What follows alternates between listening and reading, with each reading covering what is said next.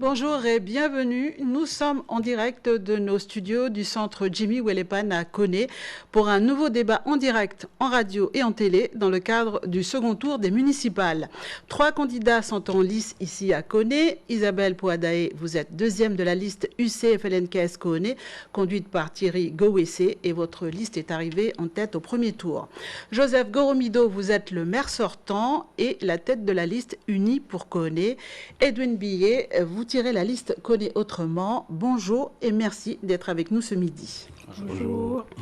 La problématique de l'eau, le développement du monde associatif pour une commune solidaire et le développement économique, ce sont les sujets que nous allons aborder dans quelques instants et vous nous ferez part de vos projets et propositions.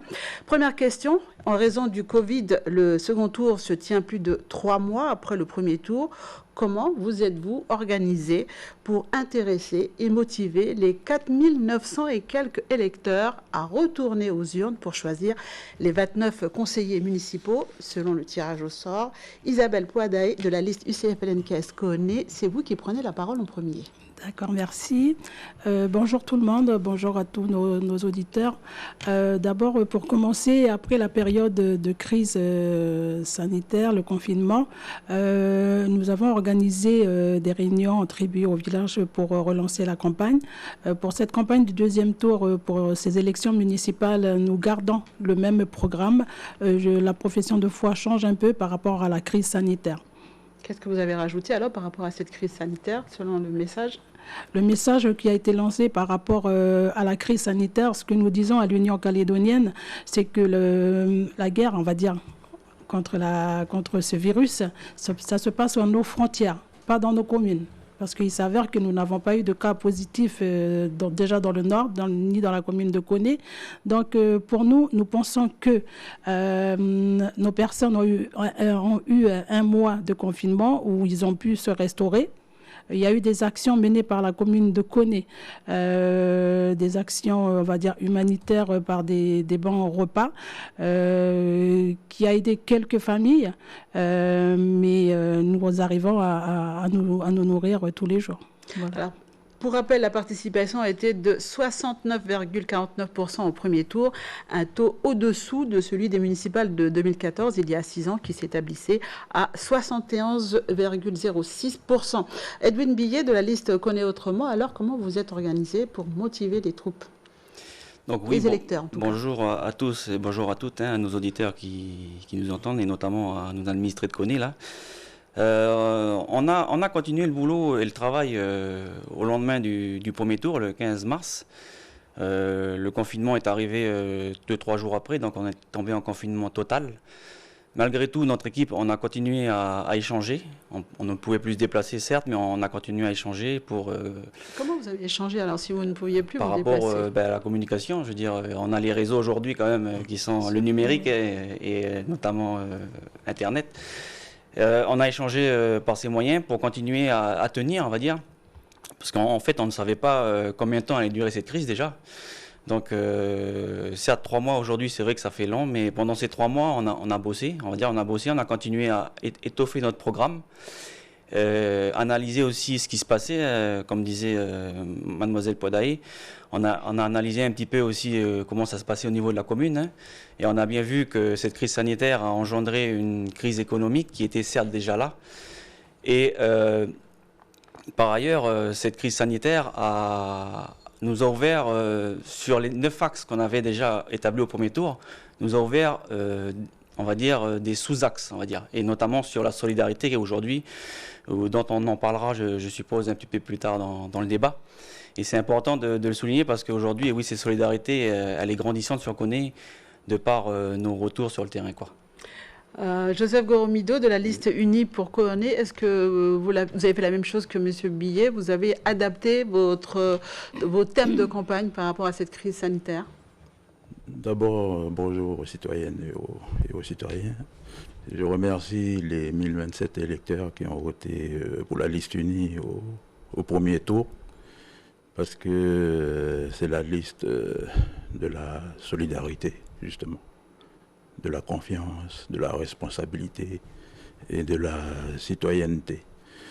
Donc nous, par rapport au Covid-19 qui est arrivé juste après le premier tour, il n'y avait pas besoin de changer puisque dans notre programme, il y a déjà le mot solidarité, entraide.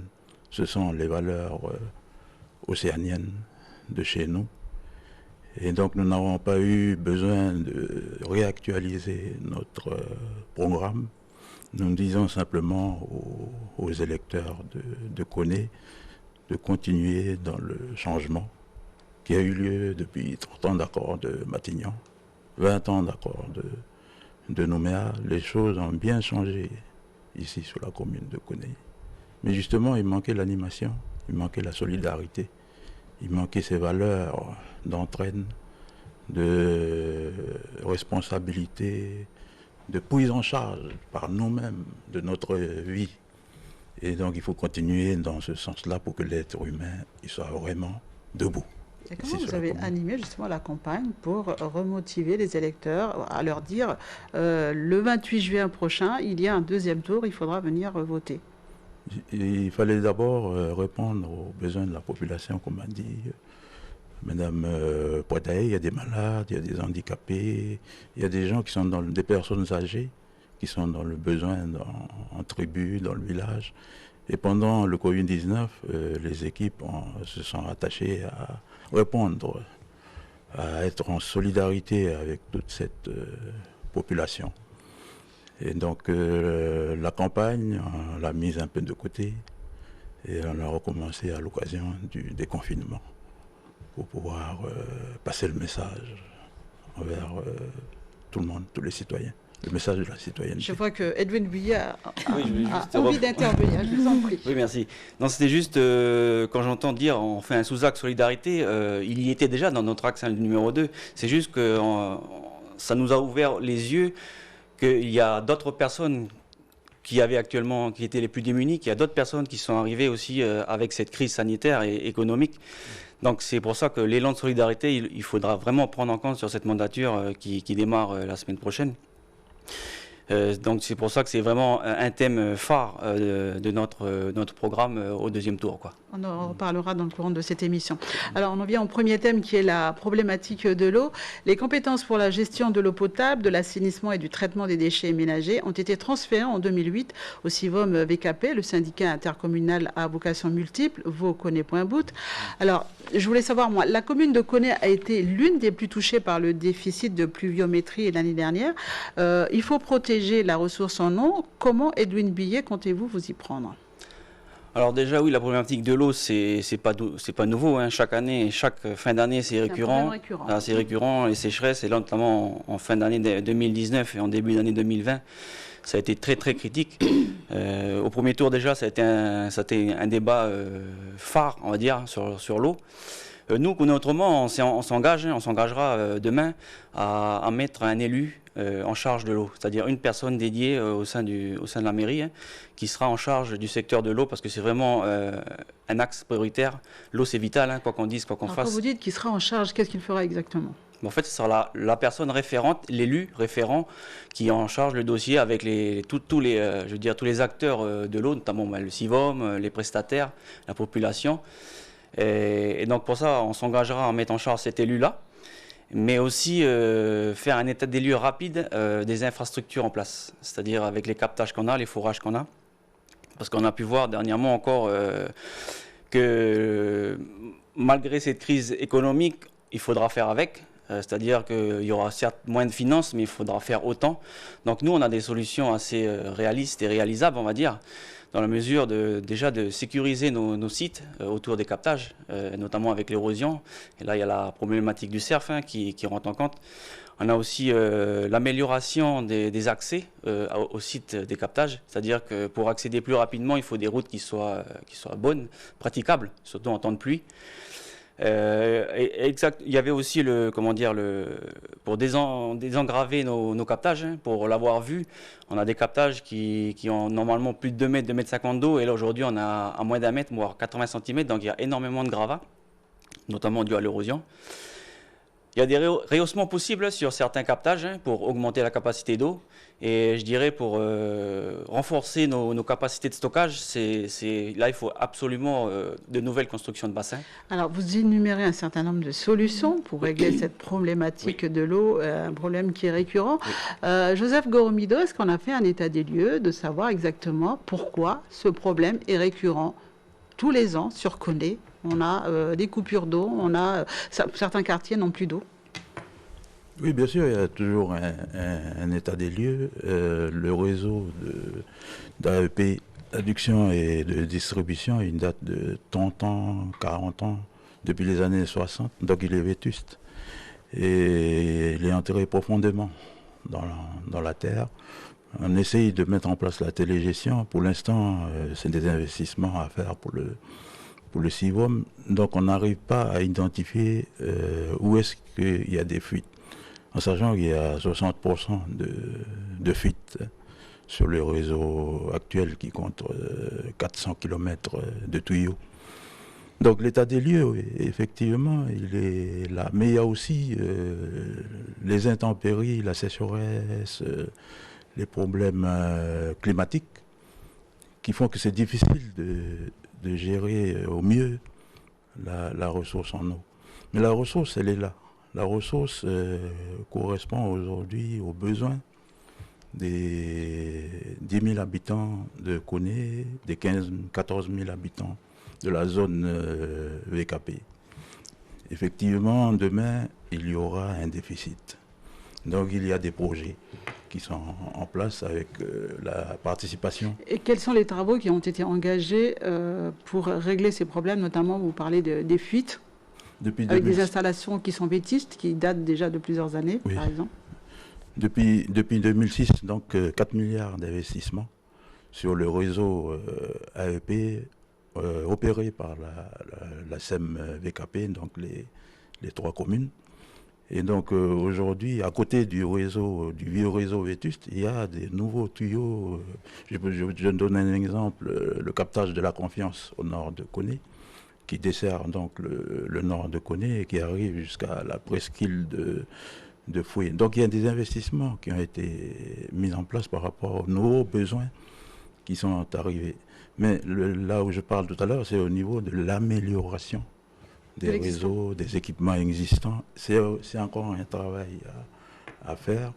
Et en tribu, il y a des clans qui sont détenteurs, on va dire, de la ressource en eau. C'est un problème coutumier. Il faut discuter avec les clans à Néami, à Boyenne, à Ouaté, qui veulent gérer eux-mêmes la ressource en eau. Donc c'est pour dire que c'est tout un débat sur la zone VKP. On a construit, on a mis en place les équipements pendant des années, depuis 20 ans, comme j'ai dit tout à l'heure. Depuis la mise en place de l'usine du Nord en 2005, il fallait rapidement mettre des équipements en place, viabiliser tout cela. Et maintenant, comme je disais au début, il faut l'animation, il faut discuter. Est-ce que les GTPL peuvent gérer l'eau? Est-ce que les gens de Boyenne peuvent gérer l'eau? C'est dans la DSP de nouvelles choses, de nouvelles formes de gestion qu'il faudra créer ici sur VKP. Isabelle Poadaï, je vous vois bouger sur votre siège. Vous avez beaucoup de propositions à nous faire pour régler cette problématique de l'eau. En tout cas, votre liste. Oui, par rapport à notre liste, nous disons que nous faisons partie de l'équipe sortant. Donc en 2014, lorsque nous sommes arrivés à la mairie, il y avait, on va dire, 15% des personnes qui payaient leurs factures. À ce jour, nous sommes à peu près à 60%. C'est bien, mais ce n'est pas assez. C'est taux de recouvrement. Voilà. Le CIVOM est un outil qui ne marche pas. Pour nous, c'est un outil qui ne fonctionne pas. Donc si nous serons à la mairie de Koné, nous disons que nous allons faire un audit de l'outil, à savoir qu'est-ce qu'il faut faire, quelles sont les priorités. Comme disait M. Goromido, quels sont les, je ne sais pas les noms techniques, qu'est-ce qui a changé, qu'est-ce qu'il y a à faire. Il y aura bien sûr des discussions à avoir. Ce que nous disons également en attendant, c'est le retour de cet audit, c'est conscientiser et sensibiliser la population sur la préservation de l'eau. comme M. Villiers le disait, préservation de nos captages, C'est ce le que reboisement. préconisait, en tout cas, la CTC, Oui. puisqu'elle avait fait un rapport qui date de 2016, qui Oui. justement disait que Voilà, le CIVOM ne connaissait pas du tout ses usagers, exactement. qui avaient plutôt tendance à frauder. Oui. Comment on peut y remédier? Nous avons des retours, on a été dans certaines tribus sur Koné où des personnes nous ont témoigné qu'ils étaient raccordés sur le réseau, mais non identifiés. Donc voilà, c'est tout, c'est l'audit qui le dira, qui fera tout ce travail pour nous éclairer. Et avec cette étude, nous pourrons engager les travaux, voir qu'est-ce qu'on peut améliorer. Ok, vous voulez attendre le résultat de cet audit, Oui. mais est-ce que vous avez déjà des propositions par rapport à l'eau, à la potabilité Comme de l'eau, je disais en tout tout cas, à l'heure, c'est l'accessibilité à tous. sensibiliser sur la réparation des fuites, la récupération des eaux, de l'eau de pluie, stockage, faire du stockage, arrêter le gaspillage. Ça, on peut travailler avec les conseils de quartier qui ont été mis en place durant cette mandature en 2018, permettre à des référents de nos conseils de clans de tribus pour sensibiliser les personnes qui sont les plus aptes à parler à nos gens des tribus. Et dans les conseils de quartier, nous avons des associations, des entreprises qui pourront faire ce relais également auprès de notre population. Joseph Goromido, comment on sensibilise la population pour qu'elle paye ses factures? C'est pour le dire simplement. Travail, il est fait depuis des années là-dessus. Hein. Donc, nous tournons dans les tribus, dans les conseils des clans, au village, dans les comités de quartier pour pouvoir les sensibiliser dessus. Aujourd'hui, comme a dit Mme Podaé, 60% qui payent l'eau aujourd'hui. Il y a une évolution depuis ce temps-là. Mais effectivement, ce n'est pas suffisant. Et quel est le message qui leur a été transmis? Parce que moi, je voudrais savoir comment, justement, on est arrivé à un taux de recouvrement qui était de 20 à 32% il y a en 2014 et maintenant à 60%. C'est quand même énorme. Tout à l'heure de responsabilité. Quel a été le message qui a été transmis à la population pour qu'elle prenne conscience de cela? Responsabilité. On est citoyen, on est responsable, il faut faire son devoir. Nous avons des droits qui ont été acquis depuis des années, mais nous avons aussi des devoirs. C'est ça le message qu'on a transmis à la population. Aujourd'hui, il faut aller plus loin. Donc, avec le gouvernement, les ambassadeurs de l'eau.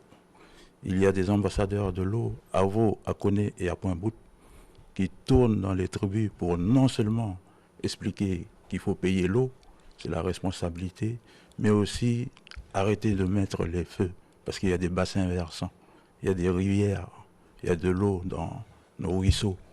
Et donc, c'est une sensibilisation globale et générale sur la problématique de l'eau, ici sur VKP. Mais c'est un travail qui est lent. Le travail sur la personne humaine, ce n'est pas du jour au lendemain. On peut réaliser un pont en 6 mois ou un équipement culturel en 1 an, mais la personne humaine, c'est plus difficile. Le citoyen, il faut qu'il comprenne les choses. Il faut qu'il soit responsable. Et la ça, c'est tout l'enjeu du citoyen. Oui. Edwin Billet, vous parliez aussi de la construction d'un barrage. Est-ce que c'est toujours d'actualité? Je Est-ce qu'on en a parlé à une époque? Oui, bien sûr. Là, c'est plus large, c'est à l'échelle province, on va dire. Oui, la construction de ce barrage sur Pointe-Bout, qui est attendu par tous. Bon, dernièrement, on n'a pas des bons retours. Après, peut-être que M. Goromido nous confirmera, étant élu provincial.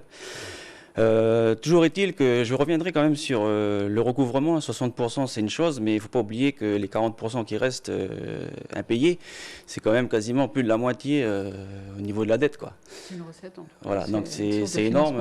Il y a un gros travail, certes, il faudrait être fait, mais il faut insister dessus. Hein. Les 60% c'est une chose, mais les 40 derniers, ça représente quand même plus de 50% de la dette. Autre chose, l'axe phare des récupérations d'eau de pluie, nous, ça a été notre programme au premier tour et encore au deuxième tour, bien sûr. On était parti sur récupérer l'eau de pluie pour justement bénéficier de cette eau qui tombe du ciel à travers un dispositif dit fiscal. Parce que certains lotissements un lotissement sur Koné est déjà avec ces cuves, hein, notamment le lotissement Gouméoué, pour l'avoir visité avant-hier. Les gens sont très contents, ils l'utilisent notamment pour leurs besoins dans le jardin, les voitures, les besoins du quotidien.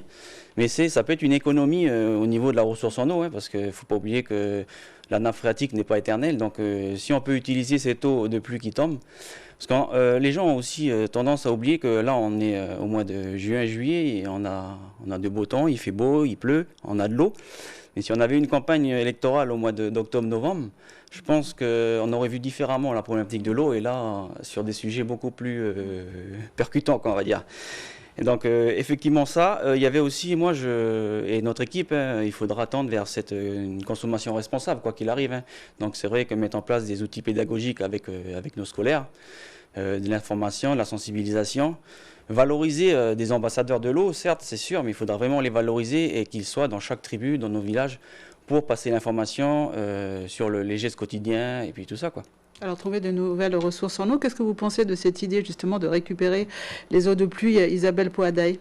C'est très bien, c'est ce que je viens de vous dire, hein. C'est ce que j'ai dit, sensibiliser les personnes à récupérer de l'eau pendant cette période où il pleut abondamment, pour qu'on soit couvert en période de sécheresse. D'autres façons de trouver de nouvelles ressources en eau? On peut voir avec nos conseillers de clan, les tribus, voir s'il y a des captages qui existent et les améliorer pour pouvoir servir d'autres zones dans nos tribus qui ne sont pas actuellement servies encore. Alors, Joseph Goromido, qu'est-ce que vous dites aux gens qui viennent vous parler de ce problème récurrent de l'eau? Ça fait des années, vous attaquez là un 4e mandat, et le problème se pose toujours. Le problème se pose toujours, mais il évolue quand même depuis ces années. Et donc, tout le monde est desservi aujourd'hui par le réseau AEP. Ceux qui ne sont pas desservis, c'est les jeunes qui font de nouvelles habitations au bord de la transversale, dans des zones nouvelles de vie, d'habitation. Et donc, c'est des investissements nouveaux qu'il faudra faire dans la mandature qui s'ouvre. Je prends un exemple, le grand tuyau, justement, qui va être mis en place sur la rivière de Point-Bout. Donc il y a le comité de pilotage du barrage qui regroupe donc la province, les coutumiers, les 3 communes, pour pouvoir répondre à ce besoin en eau qui va venir prochainement. Aujourd'hui, comme je disais tout à l'heure, ça suffit pour les 10 000 habitants et les 14 000 habitants. Mais pour demain, ça ne suffira pas. Donc cette ressource viendra pour l'AEP, mais aussi pour l'irrigation, pour le bassin de Point-Bout, le bassin agricole de Point-Bout. Et donc c'est une réflexion à continuer là-dessus. On a fait les choses, comme je disais tout à l'heure, depuis des années. Maintenant, il faut améliorer. Il faut animer toute la réflexion sur la responsabilité, sur la personne humaine. Comment on fait pour que l'eau soit là et payée régulièrement, parce qu'il y a le traitement qui est là, il y a la ressource qui est là. Maintenant, il faut évoluer dans la manière de la gestion de Merci, M. Goromido. J'aimerais entendre Isabelle Poadaye. Vous êtes très en retard sur votre temps de parole, toujours sur la problématique de l'eau. Vous avez fait campagne au premier tour et là au second tour. Qu'est-ce que vous dites aux habitants de Koné? Par rapport à l'eau, qu'il faut payer ses factures. Ça, et comment ils le perçoivent? On ne peut pas aller outre ça. Pour qu'on puisse améliorer. Ensuite, comment cela est perçu et reçu et accueilli par les habitants de Koné? Plus ou moins bien. Parce que, comme M. Goromido le disait, il y a des personnes qui le disent qu'ils n'ont pas à payer l'eau. Mais il faut savoir qu'on paye le service, le traitement de l'eau, la construction du bassin, d'un barrage, les personnes qui y travaillent. Voilà. Donc, ça doit faire partie d'une matière qu'on enseignerait à l'école? Oui, cette sensibilisation, oui, dès le premier âge. Au paiement des factures, quel que soit le service qui est rendu, par exemple. Nous allons passer au deuxième thème de ce débat, le développement économique. Le développement de la commune est étroitement lié aux communes voisines Vaud, Point-Bout et Poya, alors qui constituent la zone VKP, et à l'exploitation et à la transformation du nickel, la pêche, l'agriculture. Des aménagements urbains sont nécessaires pour attirer les investisseurs. Isabelle Poadaye, c'est toujours à vous que je m'adresse. Oui. Les projets de votre liste, UC FLNKS Koné. D'accord. Concernant le développement économique, il faut savoir que le développement économique est de compétences provinciales. Donc, au niveau de la commune, ce que nous disons... C'est de promouvoir, en tout cas d'accompagner ou dynamiser en tout cas ce secteur. Voilà, accompagner toute personne qui a un projet, surtout dans le premier thème de notre axe qui est créer du lien. Le créer du lien, c'est dynamiser surtout notre pôle économique avec les tribus et le village. Donc, créer des jumelages, c'est-à-dire développer, par exemple, avec, je dirais, par exemple, la tribu de Netchaout qui a une scierie. Donc, créer un jumelage avec un quartier de Koné et faire valoriser le bois. Donc voilà, sur des thèmes spécifiques à chaque tribu, on dirait un Niami, le tarot. Donc on aiderait ces personnes à monter tout projet d'agriculture, de pêche ou autre. Voilà. Et comment vous les aiderez? Comment vous les accompagnez dans les démarches qu'elles doivent entreprendre, ces personnes? Exactement. À l'époque, nous avions un agent de développement local, si je me rappelle du titre exact, à la mairie de Koné. Donc ce que nous voudrions faire, c'est remettre ce poste en place. Et qui serait le lien avec consulaires, voilà, qui serait le lien, voilà, qui exactement. Justement un projet en tout cas économique. Je m'adresse à vous, Edwin Billet, concernant le développement économique qu'il faut dynamiser de ce secteur-là. Comment vous le faites? En tout cas, vous le proposez. En tout cas, nous, oui, c'est redynamiser notre commune. C'est un peu notre slogan à chaque meeting. D'abord, je pense avant tout au développement économique. Je pense d'abord à l'emploi. Parce qu'il faut fixer aussi nos gens sur notre commune au niveau emploi et nos jeunes notamment. C'est pour ça que je le dis et je l'ai redit encore au premier tour. Il faudra mettre en place un guichet unique pour que le jeune puisse avoir l'information dans un même endroit, un même lieu. On a des structures comme la mission d'association des jeunes, on a Cap Emploi, la MIGE, le PIGE aussi, le point d'information jeunesse. Et tout ça, nos jeunes aujourd'hui, ils savent pas trop où aller, se renseigner, prendre l'info. Donc l'idée, c'était que la commune mette un guichet unique pour que ces jeunes qui arrivent à la recherche d'un emploi, on puisse les orienter pour différentes filières, que ce soit professionnelles, administratives et autres, quoi. Donc l'emploi, oui, c'est quelque chose qui nous attelle vachement au niveau de notre liste qu'on est autrement. C'est pour ça qu'on avait à un moment pensé créer un peu cet espace numérique, parce qu'avec l'ère du temps aujourd'hui, cette jeunesse aussi est connectée. Donc il faudra peut-être aussi, au travers de la mairie, créer au niveau du site de la mairie, créer des liens numériques pour orienter nos jeunes s'ils ne peuvent pas se déplacer sur le village, quoi. Mais l'emploi est au cœur quand même du dispositif en amont du développement économique, quoi. Joseph Goromido, je le disais, l'agriculture, la pêche, le nickel, avec l'usine du Nord, d'autres secteurs peuvent être développés pour diversifier? Oui, nous voulons diversifier l'économie. Effectivement, c'est au niveau de la province Nord, mais la commune accompagne les entreprises, accompagne les employés par la mise en place des zones industrielles pour les entreprises dans le cadre du PUD, par les logements pour les employés. Depuis 2005, la décision a été prise de mettre en place l'usine du Nord, de construire l'usine. Au début, c'était incertain. On ne savait pas s'il fallait loger, s'il fallait... Et donc, 2005, décision. Tout de suite après, ça s'est précipité. Il fallait des logements, il fallait de l'AEP, il fallait de... Donc, on a mis en place... La commune a accompagné tout cela, La commune a accompagné tout ça pour changer la vie, pour changer Koné, pour changer VKP, changer la province Nord. Aujourd'hui, l'usine y tourne. Bon, il y a toujours des problèmes. Quels sont les secteurs justement qui pourraient être développés ou en tout cas exploités? Diversifier, c'est avec la SEM Nord à venir, mettre en place des secteurs nouveaux dans le tourisme, dans l'agriculture, dans la biodiversité, dans tout ce que nos citoyens maîtrisent, les acteurs économiques peuvent maîtriser. Aujourd'hui, à l'occasion du Covid-19, le secteur qui a été toujours là, c'est le secteur primaire, l'agriculture. C'est les services qui sont liés à l'agriculture, à la pêche. Je pense qu'aujourd'hui, la réalité est là, il faut insister sur ces secteurs-là pour qu'ils puissent assurer les relais de croissance nécessaires à la création de richesses. Je vais vous interrompre, Joseph Goromido. Vous êtes très en avance, je le dis. Isabelle Poidoyer, en revanche, vous avez vraiment du temps à gagner par rapport à votre temps de parole. Vous le disiez tout à l'heure, je vous entendais parler de jumelage intracommunal, mais avec les autres communes, ce n'est pas possible. Avec les autres communes? D'intercommunalité, notamment dans le secteur du développement économique. Oui, bien sûr. On peut prendre l'expérience d'autres communes pour travailler ensemble. Ça, il n'y a pas de souci, comme on le fait dans d'autres secteurs. Mais nous, on voulait privilégier notre population tout d'abord. Les sédentariser en tribus. Donc, privilégier, c'est dans la gouvernance qu'on veut mettre en place. Donc, privilégier l'économie verte et l'économie bleue. Donc, du coup, ce qu'on voulait faire dans nos tribus, c'est pouvoir... on n'a pas de... Vous venez à Koné, vous n'avez que des hôtels. Vous n'allez pas dans nos tribus. On n'a pas de table d'hôtes. On n'a pas de gîte. Donc, c'est ça qu'on veut faire dans nos tribus. Et pouvoir échanger avec les gens du village. C'est ça, le créer du lien, le premier axe de notre programme.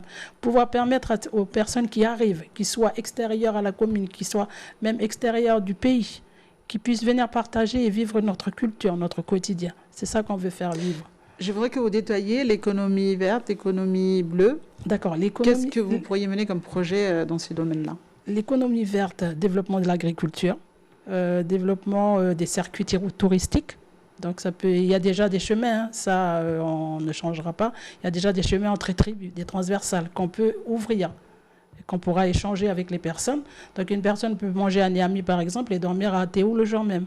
C'est ça qu'on parle quand on parle d'économie verte. L'économie bleue, c'est plutôt tourner vers la mer. Voilà.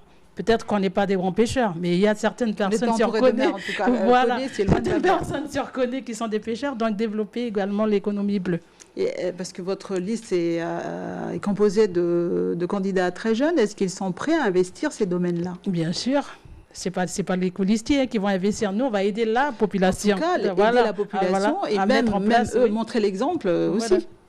Oui, certains font la pêche, certains vont à la chasse. Donc oui, il n'y a pas de problème. Alors, dans ces domaines-là, quelle serait la priorité selon vous, pour vous en tout cas, si vous êtes élu à la tête de la mairie, quel serait le premier projet que vous mettrez en place dans le cadre, par exemple, de l'économie verte?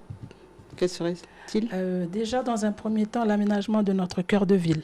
Le cœur de ville qui partirait du pont de Koné, la Tiombola, je ne sais pas si vous connaissez Koné un peu, jusqu'à l'espace, les flamboyants, la poste de Koné. C'est ça l'aménagement du cœur de ville qui va permettre aux personnes qui arrivent des tribus et des autres communes d'avoir un lieu de repos, un lieu qui pourrait, par exemple, jouer à la belote. Par exemple? Pardon? D'information, par exemple? Information pour la jeunesse.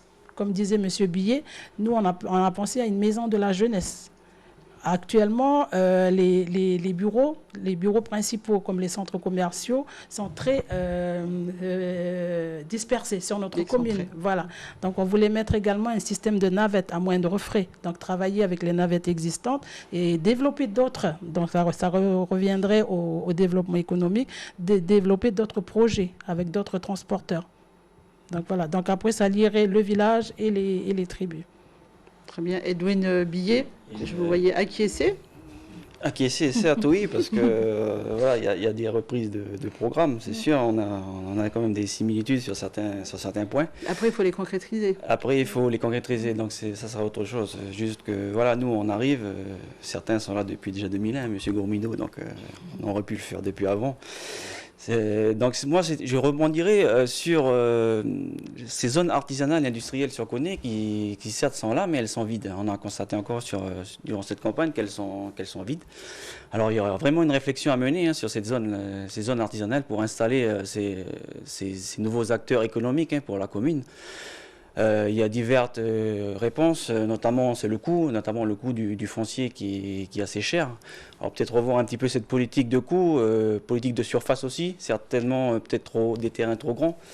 Mais je rebondirais pour valoriser ces zones, ça serait d'installer suite aux filières du recyclage. C'est important pour nous parce que le développement économique, c'est aussi ça, c'est recycler nos déchets. Le traitement des déchets. Le traitement des déchets, donc on en avait parlé un petit peu de l'eau, mais on n'a pas parlé des déchets. Juste une petite parenthèse sur le traitement des déchets. Donc, avec ces zones artisanales, pourquoi pas aussi développer le traitement des déchets sur certains sites de zone, notamment le recyclage du verre. Ça, c'est d'actu aujourd'hui. On a des entreprises qui sont installées sur Nouméa. On voudrait installer des entreprises locales sur Koné, pour justement traiter ce genre de process. Il y avait aussi, on avait aussi un schéma des transports, la mobilité des gens. Ça, c'est important parce que Koné, c'est construit certes au centre du village, mais c'est plus ou moins désaxé avec, la zone des Cassis, et notamment où on est actuellement, résidentiel, et puis même les tribus aussi. Et donc, c'est vrai que ça crée, il y a quand même plus de 4 km entre cette zone-là et le centre-ville. Et pour les gens à faible revenu, qui n'ont pas les moyens, véhicules, ça coûte énormément très cher aujourd'hui de prendre une navette ou un taxi. Pour un exemple, concrètement, on a eu un retour, il y a une dame... Je vous laisse terminer votre exemple et ensuite on passera à l'autre thème. C'est 2000 francs un aller simple pour venir du centre du village jusqu'à là. Donc c'est pour ça qu'il est important de vraiment mettre une politique de schéma intracommunal au niveau des transports. Alors, le développement du monde associatif pour une commune solidaire, on a pu voir un élan de solidarité pendant la période de confinement en faveur des personnes qui étaient dans le besoin. Les Calédoniens sont généreux, on ne le répétera jamais assez. C'est une richesse pour le pays et pour chaque commune. Pourquoi il est important que se développe ce tissu de solidarité avec les bénévoles, les associations caritatives? Je vous pose la question, Isabelle Poadaï. Ce qu'on répondra sur cette problématique, qui n'est pas vraiment une problématique, parce qu'il existe déjà un réseau d'associations sur notre commune, sauf qu'il y en a qui sont actifs, d'autres pas. Par rapport au secteur que nous avons développé dans notre programme, je vous parlais tout à l'heure du créer des liens. Dans l'aménagement du centre-ville qu'on veut faire, on peut faire gérer par une association, soit du village avec une autre des tribus et qui gérerait ce lieu-là. Par rapport à la jeunesse, on veut privilégier également la culture. On a rencontré des artistes de notre commune qui souhaitent montrer de la culture. Ça peut être le tressage, ça peut être de la sculpture, ça peut être de la musique. On a également rencontré dans nos quartiers de Koné des gens qui arrivent de Tahiti, qui veulent mettre en valeur leur culture également. Donc ce serait un espace pour partager ça. Dans le deuxième pilier, dans l'autre pilier, valoriser notre jeunesse, on parlait de la maison de la jeunesse. Donc on pourrait créer une association de jeunes qui regroupe plusieurs personnes des tribus et des villages, ou d'associations, ou issus des conseils de quartier également qui existent déjà, pour gérer cet espace. Très bien, Isabelle Poadaï. La même question à vous, Edwin Billet. Pour ce tissu, en tout cas caritatif, pour ces associations, pourquoi c'est important que ce tissu-là se développe? Je dirais déjà en intro quand même que par essence, le monde associatif est solidaire. Et ceci dans tous les domaines. Ça, c'est important. Nous, on encouragera de toute manière les initiatives citoyennes et solidaires, parce qu'il faut aussi une démarche participative de notre population aujourd'hui pour recréer un peu ce lien entre tous et ces communautés intergénérationnelles aussi. Il ne faut pas oublier qu'on a quand même des anciens sur notre commune, qu'on a aussi des jeunes. On a aussi le lien entre le village et les tribus, interethniques, je pourrais dire, mais bon, j'aime pas trop insister sur ce mot, mais voilà, Koné, c'est un tout. Il faudra recréer ce lien entre tous, et notamment au travers des associations, que ce soit caritatives, sportives. Et là, sportive, je pense que le sport, c'est une des valeurs qui fédère, on va dire. Et c'est important de remettre le sport au cœur de Koné. Pour en avoir visité les infrastructures encore pas plus tard que hier, on a vu qu'il y a quand même du laisser-aller à ce niveau-là. Il faudra encourager les associations sportives, mais pas que. Et c'est un appel aussi au bénévolat. Elle le disait tout à l'heure, Isabelle Poadaï, c'est une façon de créer des liens entre les hommes. Et vous, Joseph Goromido, vous avez mis l'humain au centre de votre programme de campagne. Oui, l'être humain au centre du dispositif, c'est une question de citoyenneté, de responsabilité, comme j'ai dit tout à l'heure, de solidarité et donc d'intelligence collective, c'est-à-dire la gouvernance. Donc la gouvernance sur Koné, il faut innover, il faut que ce soit l'ensemble des 29 élus qui soient responsables, mais qui partagent cette responsabilité avec tous les citoyens de notre commune. Donc je termine, c'est les comités de quartier qui ont été mis en place, c'est les conseils des clans, et ces structures travaillent justement avec toutes les associations. Justement, je voulais vous poser cette question-là, à vous qui gérez les affaires de Koné depuis un certain nombre d'années. Est-ce qu'on gère la ville de Koné comme on gère les communes telles que Yaté ou bien Puebo, où ici se côtoient des gens qui sont d'ici, de l'endroit, et ceux qui ont fait le choix d'y vivre et qui viennent de l'étranger? C'est un paramètre que vous avez pris en compte dans votre programme. Précisément. Par rapport aux attentes de ces personnes, que ce soit des personnes d'ici ou qui viennent d'ailleurs pour s'installer. C'est précisément l'enjeu depuis ces années. Je parlais tout à l'heure de la construction de l'usine à partir de 2005. Il y a des gens qui vivent à Koné depuis toujours, des millénaires, des siècles. Et ça, c'est un travail normal, classique d'une mairie normale. Mais il y a aussi un travail en fonction des citoyens qui arrivent d'ailleurs pour travailler. Il faut les loger, il faut de l'animation, il faut des écoles pour leurs enfants. Il faut... Donc, est-ce que c'est une façon différente de gérer la commune, du fait qu'avec cette population hétéroclite? Effectivement, c'est des charges nouvelles. Rien qu'au niveau financier, c'est des nouvelles charges pour ces investissements-là, pour ces besoins quotidiens des enfants, des jeunes, de toute la population qui arrive d'ailleurs. Donc, il faut un équilibre. Isabelle Poadaï, s'il vous plaît. La question, est-ce qu'on doit gérer autrement une commune comme Koné où il y a une population hétéroclite, vous n'avez pas que des gens d'ici, de plus en plus les communes, c'est ce même scénario. Vous avez des étrangers aussi qui ont décidé d'y vivre. Oui. Est-ce qu'on la gère autrement par rapport aux attentes de ces populations, notamment dans le domaine des loisirs, des activités culturelles et autres? Oui, c'est tous les axes de notre programme, je dirais, le créer du lien, la création du centre-ville, valoriser notre jeunesse, parce qu'il y a de tout pour faire notre ville et pour faire un monde, comme on dirait. Oui, il faut les occuper, toutes ces personnes qui sont arrivées suite à la provincialisation et à l'installation de l'usine du Nord. On a des mamans au foyer, on a des jeunes qui n'ont rien, qui n'ont pas d'activité. Voilà, donc par le biais du monde associatif, tout ce qui est sport, culture, voilà. Edwin Billet. On va juste rebondir sur, parce que c'est vrai que l'axe, une commune solidaire, donc c'est la solidarité. Et là, je rebondirai sur l'élan qu'on a pu avoir pendant le confinement.